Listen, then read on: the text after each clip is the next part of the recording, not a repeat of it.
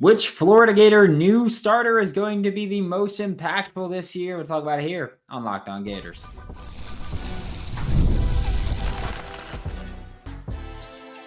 You are Locked On Gators, your daily podcast on the Florida Gators. Part of the Locked On Podcast Network, your team every day.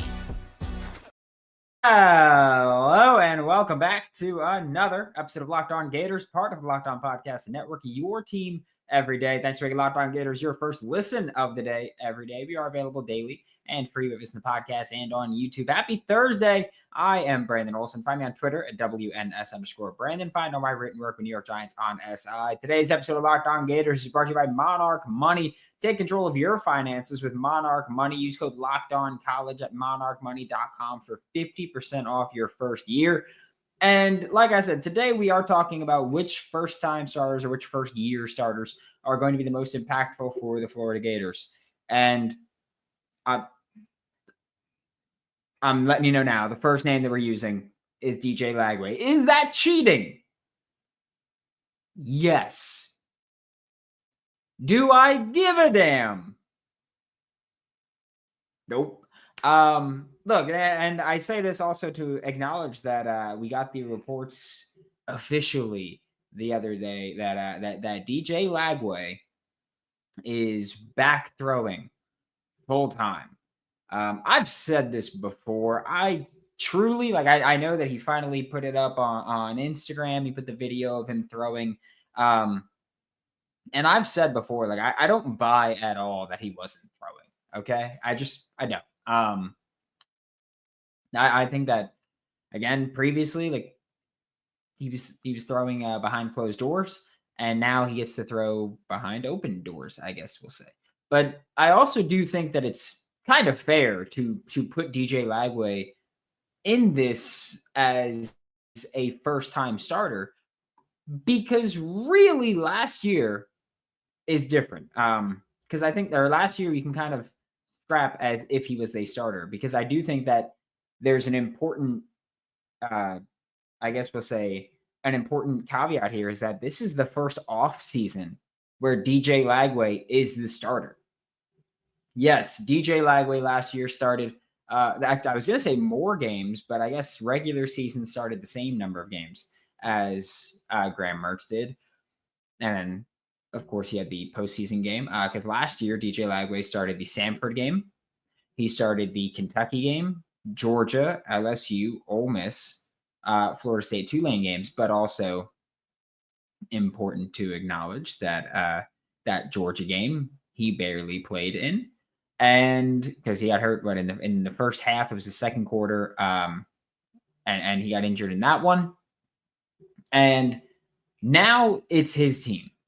That's it. That's such an important distinguishing factor, I think, of last year. We went through the whole spring, whole fall camp, went through everything with DJ Lagway is QB2 to Graham Mertz, NFL draft pick, is QB1. That was it. It was Graham's team, and DJ was the guy up, the next guy up. It was Graham's team, and DJ was the guy in waiting. He was just waiting. This year it's different. This year it's DJ Lagway's team throughout. There is no difference there. He's back full time, and now he is the starter that's going to take all the starter reps, or we'll say the overwhelming majority of starter reps, because I do think that one approach that NFL teams do take, and that college teams, if they don't already do that, will start to do that, is giving your QB2 reps with the ones. Just, 10% of the snaps. Just giving him those reps in case he's thrown in, he's prepared. And oftentimes we see that with a younger QB in the NFL. I do think that in college you're going to see it just with QBs in general. But with DJ Lagway back, there are obvious expectations here, right? Because when DJ Lagway was healthy last year, even, earlier in the year, there were expectations around him because he was a 5-star QB, the number 1 QB in the country, elite physical talent. And then it's just now putting it together, but now you've got that experience. You've got a bit of experience at least. have said this before. I don't view what he did last year as getting all the experience needed to be great. Partially because of the rotational snaps, partially because he never really got consistent playing time in a rhythm full time. He had 4 games at the end of the year: LSU, Ole Miss, Florida State, Tulane. And outside of that, it was he came in mop up duty after Graham Mertz got injured against Miami. DJ started against Samford. They rotated against Texas A&M. They rotated against Mississippi State. They rotated against UCF. Then DJ took over. They rotated against Tennessee, and DJ took over after Graham Mertz tore his ACL. Then there was the Kentucky game. And then in the Georgia game, DJ Lagway got injured. He missed the Texas game. And then from that point on, when he came back against LSU, he was a full-time starter. But that's it. He really has 4 games of being the guy. Because even against Kentucky, he threw a few deep shots, and that was it. They were running the ball all over Kentucky.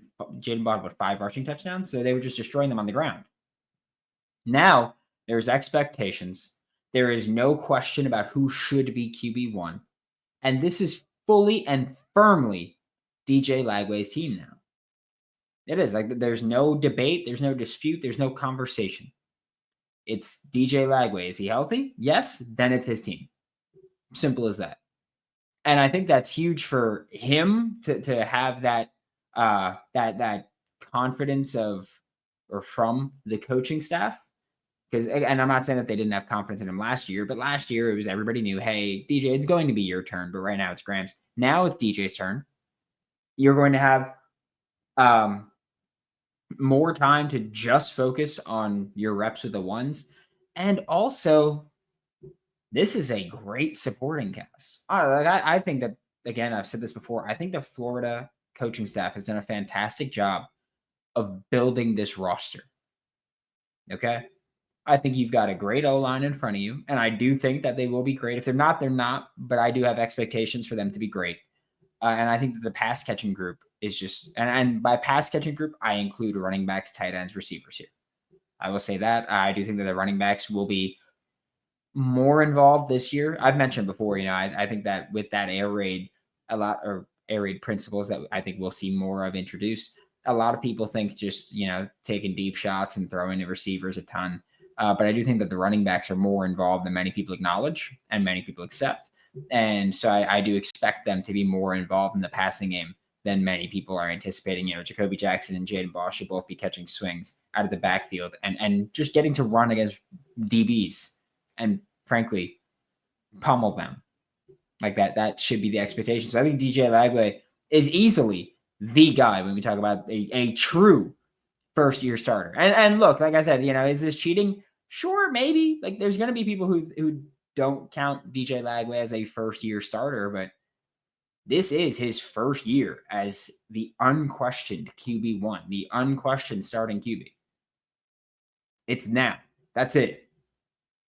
There's no debate about it. It's right now. DJ Lagway, QB1, unquestioned. He's getting the reps. The offense is built for him. I have high expectations for him as a true first-year starter. We are going to talk about another offensive player next on Locked On Gators. Did you know that your Fire TV is also an Xbox? Turn any TV into your gaming and entertainment hub with Fire TV Stick 4K devices. No console required. Just grab your paired controller, subscribe, or sign into Xbox Game Pass Ultimate with EA Play included, and you're ready to go. Dive into hundreds of premium titles, including EA Sports College Football 25, Call of Duty, and as easily as you can play those games, you could stream your favorite TV shows. Like I can't explain to you how versatile this Fire TV stick is. I've got 3. Not going to lie. I got 3. It is what it is. I play the Xbox on only one of them, but I have 3. Head to Amazon.com/Fire TV Locked On to get started. Xbox Game Pass Ultimate subscription and compatible controller required. Available on select devices, including Fire TV Stick 4K 2nd Gen, Fire TV Stick 4K Max 1st and 2nd Gen, and Fire TV Cube. Thanks for your Locked On Gators, your first listen of the day. Every day we are available daily and free. Listen to the podcast and on YouTube. And the next player that we're talking about is a new addition, true new addition to the team in general. He's been a starter for most of his career, but this is his first time starting in Gainesville, first time playing in Gainesville, and it's J. Michael Sturdivant. And J. Michael Sturdivant is a receiver that I think, myself included, many Florida Gators fans have pretty high expectations for this year. I do think that some of those expectations are a little misguided, but I do think that there are warranted expectations for him. And I think that, we just talked about DJ Lagway last segment. And when we talk about DJ Lagway or the kind of quarterback he is someone who loves to take deep shots, is incredibly efficient throwing those deep shots. I believe he had the highest PFF grade in the country throwing deep shots. Not that I care about PFF grades like that, but for people who do, there's that. But I think that when you look at a guy like DJ Lagway who's looking to take those deep shots, you need someone who can do two things really, right? Or I guess we'll say three. One, can separate vertically. Two, can make contested catches.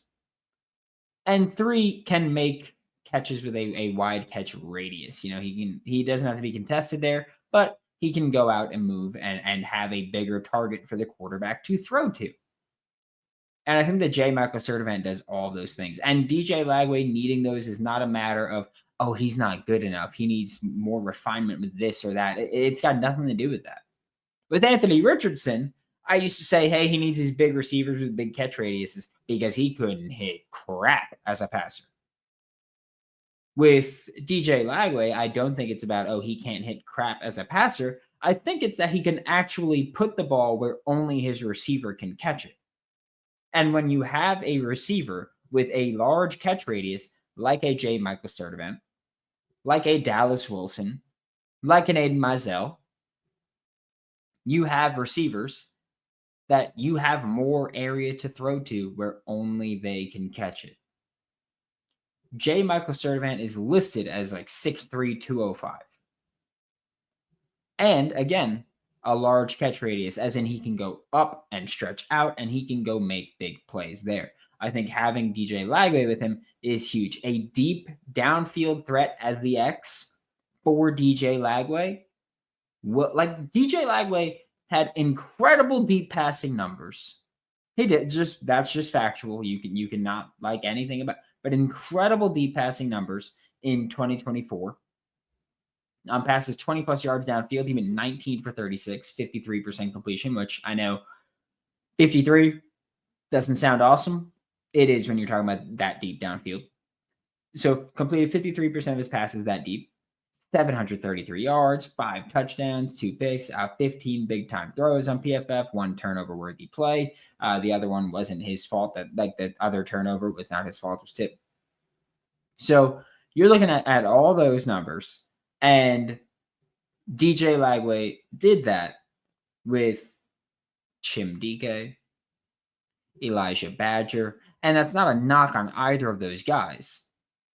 I'm strictly talking from the athletic profile, the height, the weight, the speed. Neither of those guys are J. Michael Sturdivant. Okay. And again, I think that they're both fantastic. I've said before, I think Chimdike is going to be in the league for 10 to 12 years. I think he's going to be around for a very long time. But he's not a giant, big-bodied receiver that you could just, F it, Chim down there somewhere. Here, I do think you could say F it, Sturdivant down there somewhere. I do think that there's people that will question J. Michael Sturdivant's productivity throughout his career and his production in general, and I think that that's fair to do. I do think that context matters, and I think that you look at UCLA. Go watch any UCLA game last year. I'm not going to cherry pick one. Go watch any UCLA game and look at that offense and tell me who the hell is going to be productive in that. And I'm not even going to make a Nico Yamaliava joke because different OC. It's Eric Bieniemy, who's gone last year, or it was there last year, gone now. So we'll strike that for Nico, and we'll see if he could be productive in a new offense. But Last year, UCLA's offense did J. Michael Sturdivant a complete disservice by just being so awful, predictable, and basic, and it killed him. I think that this year, Florida's offense, which just in general, like let's say there's not adjustments. There will be adjustments to it. Russ Callaway as OC, there will be changes to the offense. Looking at what Florida did just last year, they run option routes with receivers. And a guy like J. Michael Sturdivant, you're a big dude. You're going to be able to pick and choose when you're going out, depending on what the defense is doing. You're going to be going deeper at some points, running comebacks. You got a big catch radius. You're going to be able to make those catches. Big frame there. I don't think that J. Michael Sturdivant is going to go out here and have 70 catches, right? I don't think any Florida receiver is going to have 70 catches. And just for reference, last year, Chimdika had the most catches on the team. It was 42. Okay. I don't think any receiver on this team is going to have more than, I'd say I don't think there's going to be a receiver that has more than 55 catches this year. Unless we're talking like if Trey Wilson does the whole bunch of motion things again, then sure. But I don't think there's going to be a receiver that has more than 55 true catches this year. But I do think that J. Michael Sturdivant could be someone that goes 42 to 48 catches, an average of 18, 20 yards per catch. And I do think that he steps in and slots in immediately as someone that big time threat, big time target. And if he and DJ Lagway develop a chemistry together, it's over. Just call it. It's done. Because I do think that that's a damn near impossible duo to cover. I think that they got a ton of talent. And I do think that if you can get right with DJ Lagway and J. Michael Sturdivant, you can open up a lot. Because I think J. Michael Sturdivant, again, I think he's going to be an NFL receiver. I don't think he's going to be a first-round pick. I think even if he has a great year, I don't think he's going to be a first-round pick. But I do think that he's got the tools and the skills to be late day 2 pick and be one hell of a player. Needs a little bit of refinement as a route runner.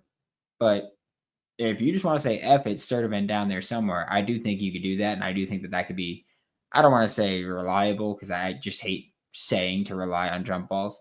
But I do think that that could be one of the most impactful situations for Florida offense this year is for Lagway to just go F it, Sturdivant down there somewhere and let it fly deep downfield. We are going to flip to defense to wrap up today's show on Locked On Gators.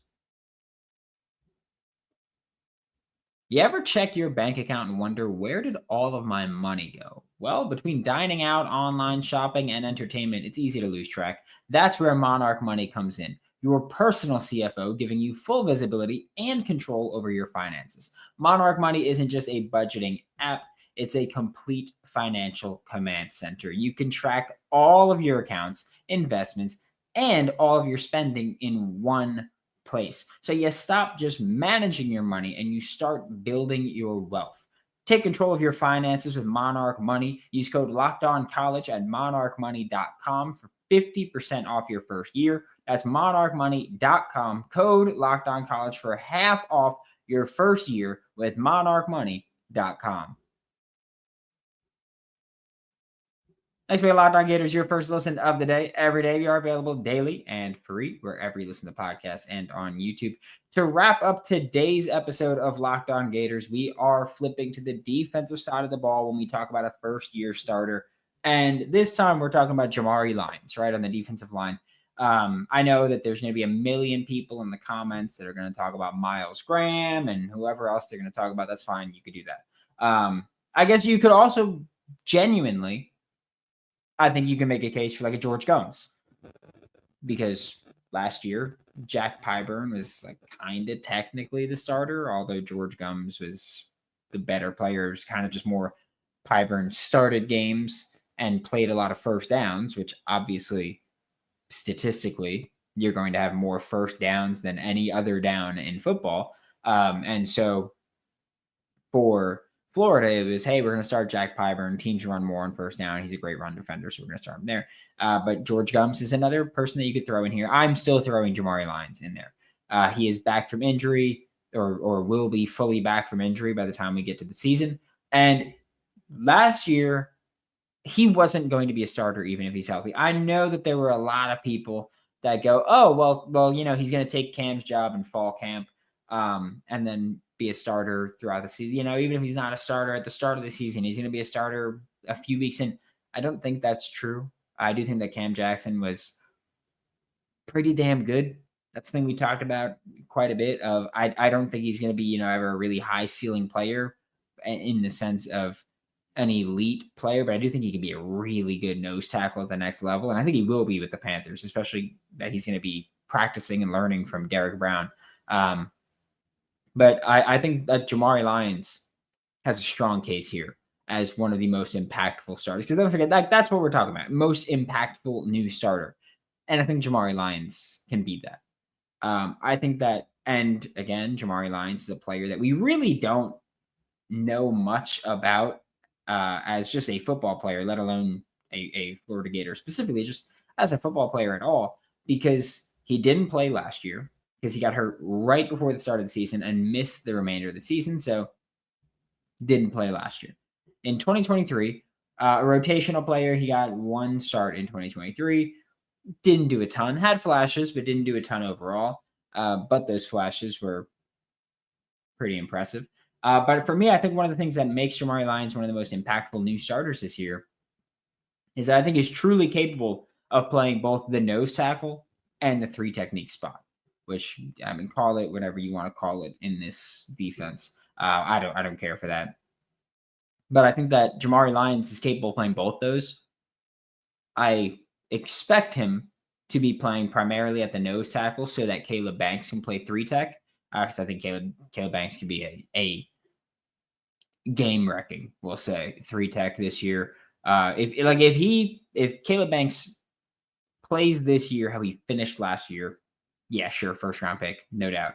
But I think that Jamari Lyons, one, can benefit from that, but two, I think that Jamari Lyons can be enough of a threat at the nose tackle spot to allow Caleb Banks to play three tech full time where he's most properly suited.